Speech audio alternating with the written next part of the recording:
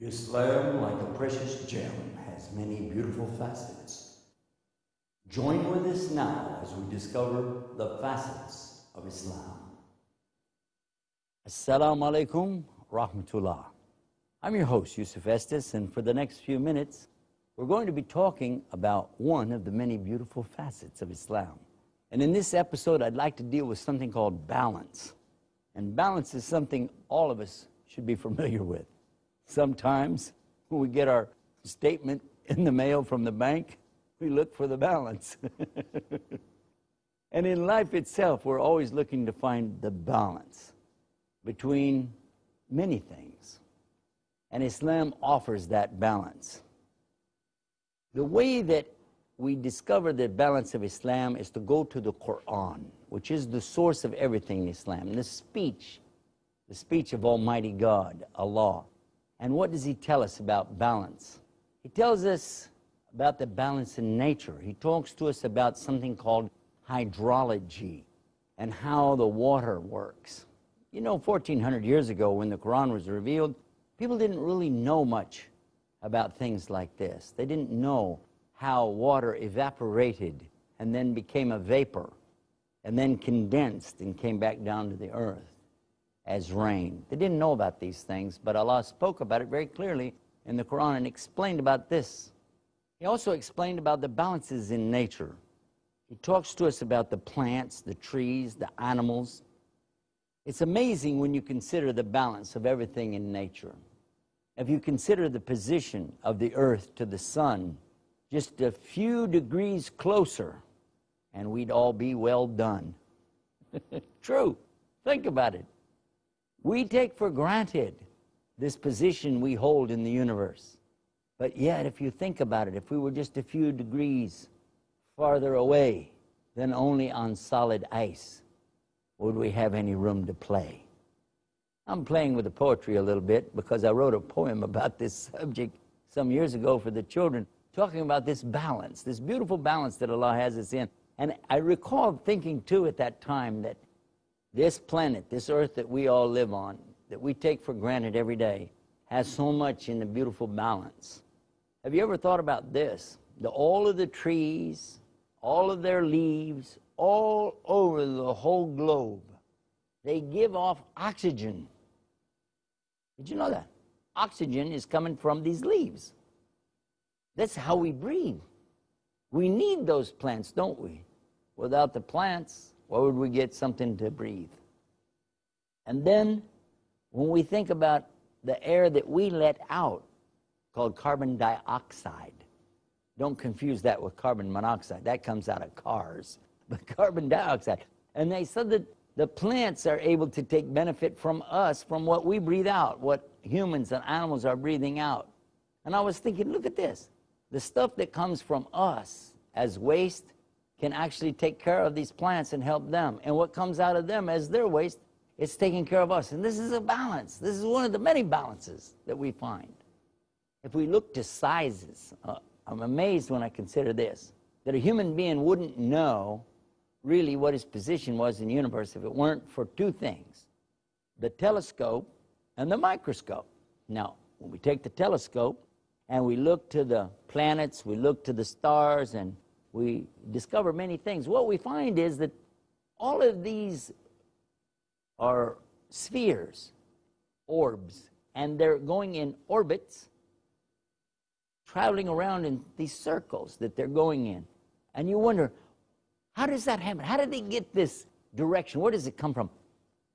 Then when you take that microscope and you look under the microscope and you begin to consider things like molecules and atoms, and you learn that they also are little round things going around in these orbits, these cycles that they're going through. And look at this. We, the human beings, are right in between. In fact, we couldn't even see these if it weren't for the optical aid of the microscope and for the telescope. All of this helps us to realize how well placed and situated we are in the universe. When our Creator, Allah, made everything, He put us in the best of places. He put us in a balance. It's amazing, isn't it, when you consider just that? But also there's other balances that we could talk about. When we talk about how the earth itself is balanced, that it won't wobble or shake or drop us off. And Allah speaks about that, and He tells us that He has these mountains that have these long roots that go down, like tent pegs, autad. He calls them autad in the Quran. It says they go deep down into the earth. And in fact, this earth crust doesn't move, doesn't shift around, because this mountain range, this huge system is in place. So this keeps the earth from wobbling. It also keeps the crust from shifting. And all of this is 1,400 years ago. And today, if you go to the books of geology, I invite you to do that. Go to the library sometime. Check out some books on geology. It's very interesting to compare what we find in today's scientific studies and then compare that to the revelation of the Quran 1,400 years ago. Brand new discovery. Revelation, same thing. In fact, it tells us that those roots or those long tent pegs, they go down into the earth for miles and miles and miles. This is something nobody could have guessed. No one could have possibly made such a surmise those many years ago. So this is something really amazing, truly amazing. When we talk about the balance in nature, we talk about the balance in the creation, it's also important for us to talk about the balance of the human being. A human being is composed of more than just bones and flesh and muscle. A human being also has these nerves that cause him to react. And if those nerves get out of balance, then he has a problem.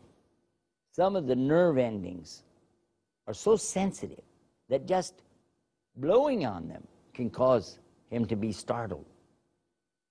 Others have almost no sense that you can do almost anything and it really won't bother them. It depends on that part of the body, and how did anybody imagine that we would be so well balanced just in our nerves? And then think about this, the mind. How does the mind work? And scientists are still today trying to figure out what makes the brain work, what makes us tick, what's going on in that head. Psychiatrists, psychologists, counselors around the world are studying and thinking and trying on laboratory rats and monkeys to discover what makes the brain work and why is the animal so much different than the human. What is it that makes the human like they are? What is the balance? Where does that come from? And then there's the soul. We have the body, we have the mind, and we have the soul. Now this soul is something that some scientists will deny it even exists. And then there are those who will acknowledge, well, there's something, but they don't know what it is. But for sure, when the soul is not in balance, then the whole of the human being is not in balance. Because the soul is something that's, well, it's amazing, isn't it? In Arabic, we refer to it as nafs. The nafs, which is the inner desires and the things that we look for, we want. This, I need. That's the nafs. Then there's something else called the ruh, which is the spirit itself, the very spirit of the human being, without which he would not have any life at all. When the angel of death comes to a person at the end of their life, that's what he takes. He doesn't take out their brain, he doesn't take out their heart, but rather he removes the ruh. And when the ruh is gone, the whole thing ends. What happens next is, most of you have heard about this, called the Day of Judgment. Now on the Day of Judgment, there's going to be a balance too. A balance of good versus bad. A scale would be brought and set there, and then a person's good deeds would be put on one side, and then their bad deeds on the other. And when the bad deeds outweigh the goods, this is a serious problem. It could indicate some severe punishment for the person. But then there's something else in this balance, and this is what you really love about Islam, isn't it? there is this thing called rahmah, the mercy of Allah, for those who really believed and they really did good works. They tried. They made mistakes, but still, they tried and they repented to Allah. And now all of a sudden, just their good belief in La ilaha illallah can be put on the scale on the other side and then give that balance, that beautiful balance. And this balance is one of the many of the facets of Islam. I want to think about that for a minute and take a break. Stay right where you are. We're going to be right back with more facets of Islam. Assalamu alaikum. I'm Yusuf Estes, your host here on Facets of Islam. We've been talking on the subject of balance. And balance is something very important. Balance in our lives, balance in nature, the balance that happens on the Day of Judgment, which we were just speaking about before the break.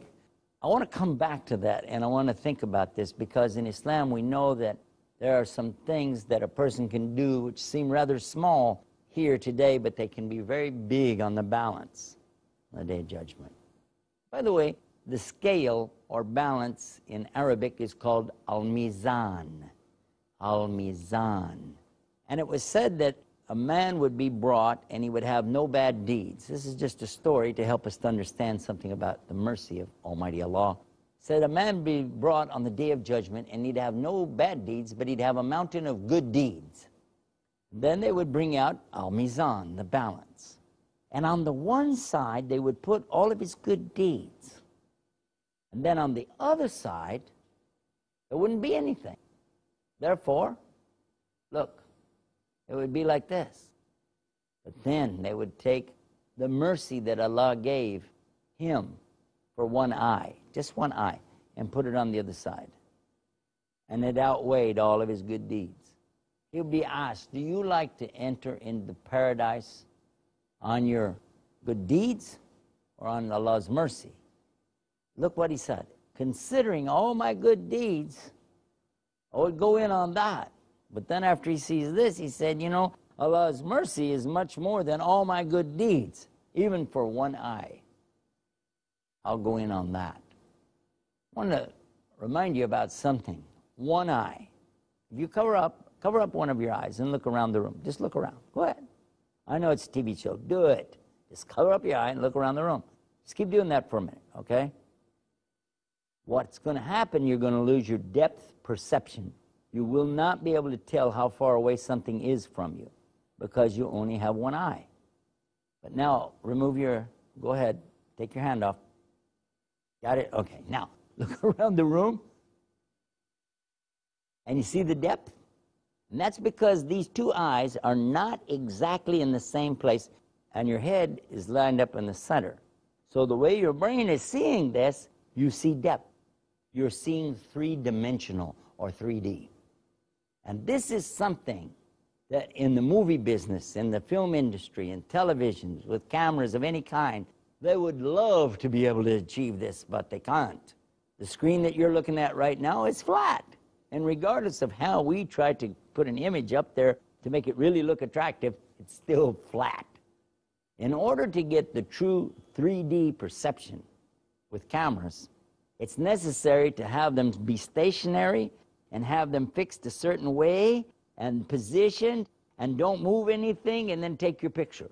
But as soon as things start to move around, you lose it and you have to work to try to get it back. It's very difficult to do 3D.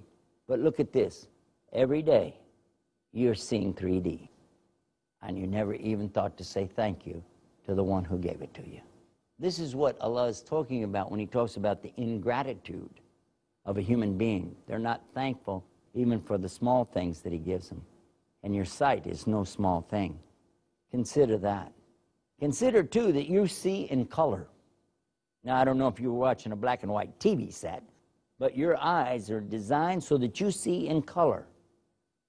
Another big gift that we get. What a beautiful, beautiful teaching in Islam to be appreciative and to say thank you to him for each and everything that we have. How can we properly balance these gifts that Allah has given us? And actually you can't. Because no matter what Allah gives you, there's nothing you can give him back that he needs. Allah has no needs. Allah doesn't eat, He doesn't sleep, He doesn't drink. So how can I balance this? How can I give back anything to Him? Well, obviously, it should be that I would ask Him, what does He want? What is it that He would like to have from me? And He's told us in His book, in no uncertain terms, what we can do. He says, وَمَا خَلَقْتُ الْجِنَّ وَالْإِنسَ إِلَّا لِيَعْبُدُونَ. Simply put, He only created us so that we would worship Him alone, without partners. Too many times we find people worshiping the creation. People are looking to the creation of Almighty Allah for something to worship, to say thank you to be grateful to, when in reality, it should be to Him that they give all this praise and thanksgiving. If we could achieve that, if we could do that, then this would be something beautiful. The saying of La ilaha illallah. Try that with me. La ilaha illa Allah. La ilaha illallah. The saying of this on the Day of Judgment is very heavy on the balance, especially if you understand and you mean it, that there is none worthy of my worship, of my devotion, of my love and affection. None is worthy of that except Allah. Now, of course, we've been taught also in the balance of things to be appreciative to the human beings. As we learn from Islam, whoever doesn't thank the people, he doesn't thank Allah. So we must always say thank you to each other and be appreciative to each other for what the people are trying to do for us. The balance in the mind, the body, the soul is all a part of Islam. But there's more to that too. The balance in judgment. How do you judge things? Do you judge with balance? Another facet of Islam, when we talked about that, we found that there is a balance here too. Even if people are against you and you're against them, but still you're asked to judge in a matter, you set aside your prejudice and you judge with fairness and give the right balance. There's another aspect of this beautiful facet too, and that's the ummah of Islam, the nation itself of all the Muslims, because in Islam we know that it's the ummatan wasatan, the balanced nation. The balance meaning the middle path, taking the middle path, not being extreme to the left or extreme to the right, not being so extreme in your work that you don't have time for your family, but not being so extreme with your family that you don't have time for your worship, not being so extreme in your worship that you don't have time for the other things to keep the balance necessary in your life. This perhaps is one of the most important parts about understanding all the other things in life that are balanced, so that we can give proper time and devotion to our Lord, and at the same time, proper time and devotion to our families, to our work, to society, and the people around us. Extremism is absolutely the opposite of this beautiful teaching, this facet of balance. One of the things that I came to know after getting into Islam is that the good Muslim looks for the things in Islam that put balance in his life and don't distort the beauty of the whole. Because Islam, by the way, also indicates something being whole and complete. When we see people who are spending a lot of time making money, that's what they do. They're very good at it. Or they're famous and they're very good at whatever they do in the entertainment industry, and people see that, and this is what the person does. They spend all their time in it. But then they have no time for their families. We're not surprised when we learn that these same celebrities, these same wealthy or famous people, their personal lives are in shambles. Why? Simply because they don't give the proper balance. When we see people who devote all their time to their family and they don't give proper time to their work, obviously they don't do well in business, do they? And if a person devotes all of his time in physical worship, In other words, he goes to his church or he goes to his temple or his mosque and he spends all of his time. He's there, he's doing things that are nice, definitely good, but again, the family is home suffering. They're not getting their rights. We spoke about this early on when we talked about these facets of Islam, about giving the rights. The rights to the family is very important. How can I give my mother her rights if I never go see her? How do I give rights to my wife or my children if I'm constantly somewhere else, in another country, for instance? You have to have a balance in the life. Now, of course, we know that there are circumstances when a person is put into something that they can't help. It happens to me all the time. But still, I have to strive to find a balance. And when I come home to my family, I need to take time. I need to be with them. I need to listen. I need to be a part of what they're doing. And when I worship Allah, I need to focus on that. I need to really focus on my worship to Allah and not be busied with other things. So when you're in the masjid, if you're in your prayers, in your fasting, whatever you're doing for Allah, think about that.